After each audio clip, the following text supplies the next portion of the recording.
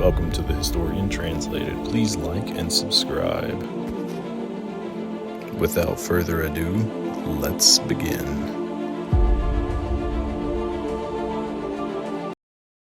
Slavic migrations.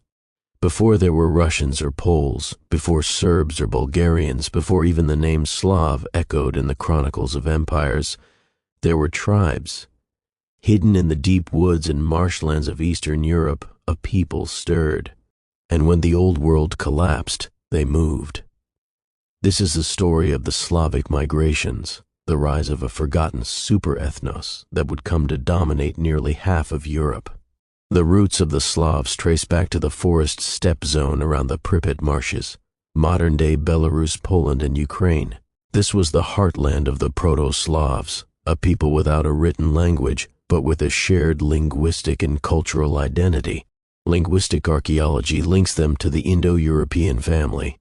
They were likely settled farmers, polytheistic, and tightly clan-based. By the 1st century CE, the Roman historian Pliny mentioned Veneti, a people many believe to be early Slavs.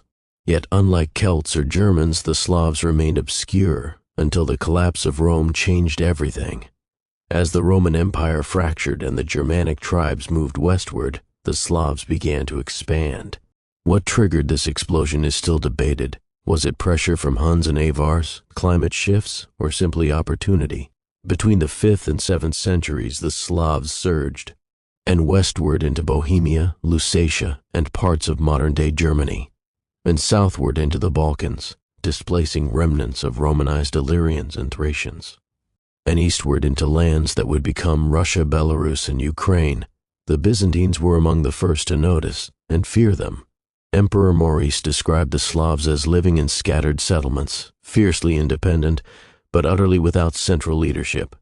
And yet, their expansion was relentless. The early Slavs were animistic and polytheistic. They worshipped gods of nature, Perun, god of thunder, Meles, god of the underworld, Mokash, goddess of fertility and women. Their society was organized around family clans, extended kinship networks, and village assemblies called veshe.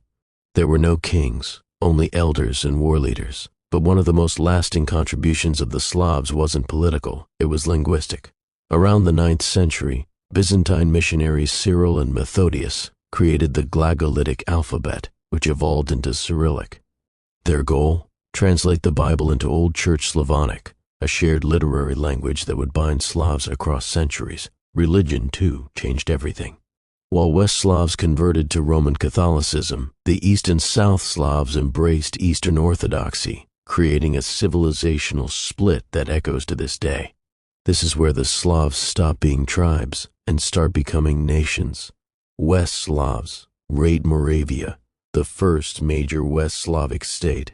Located in today's Czech Republic and Slovakia, it was Christianized by Cyril and Methodius and became a battleground for Frankish and Byzantine influence. After its fall, the Bohemian Duchy emerged under the Přemyslid dynasty, and Poland rose under Mieszko I, who converted to Christianity in 966 to legitimize his rule with the Pope's blessing. His pious dynasty unified disparate Slavic tribes. His son, Boleslaw the Brave, crowned king in 1025, established Poland as a regional power. East Slavs, the most powerful Slavic state of the early medieval period, Kievan Rus, founded by Varangians, Scandinavian raiders around 882 under Oleg of Novgorod, and unified East Slavic tribes around the Dnieper River into a trading powerhouse that connected the Baltic to Constantinople. Under Vladimir the Great, Rus converted to Orthodox Christianity in 988, cementing ties with Byzantium and reshaping East Slavic identity. And his son Yaroslav the Wise built churches, established laws, and helped make Kievan Rus a respected power. South Slavs. The Serbs and Croats migrated into the Balkans under pressure from Avars and settled under Byzantine oversight. When the Serbs adopted Orthodoxy, writing in Cyrillic, the Croats adopted Catholicism, aligning with Rome. When the Bulgarian Empire, founded by Turkic-speaking Bulgars who merged with Slavs, became a regional superpower. And under Simeon the Great, Bulgaria rivaled Byzantium and created Slavonic liturgy, helping spread Slavic Christian identity across the Balkans. These early Slavic states laid the foundations of today's nations, and their religious divisions helped define East versus West Europe. Today, over 300 million people speak a Slavic language. The Slavs stretch from the Baltic to the Adriatic, and Black Sea to Siberia. Slavic language families: West Slavs, Slavs, Polish, Czech, Slovak; East Slavs, Russian, Ukrainian, Belarusian; and South Slavs, Serbo-Croatian, Bulgarian, Slovene, Macedonian. Cultural legacy: the Cyrillic alphabet is used by over 250 million people. And Russia, a successor of Kievan Rus, became a major Eurasian empire. The Orthodox Catholic divide in Eastern Europe traces back to the missions of Cyril and Methodius. Despite centuries of war, colonization, and division under empires, Austrian, Ottoman, Russian, and Soviet, the Slavic identity endured. Today, Slavic nations are core to the geopolitics of Europe, from NATO to the EU to the Orthodox world. They began as villagers with no kings, no cities, and no alphabet. Now they are a civilization. The Slavs came late to the historical stage, but they stayed.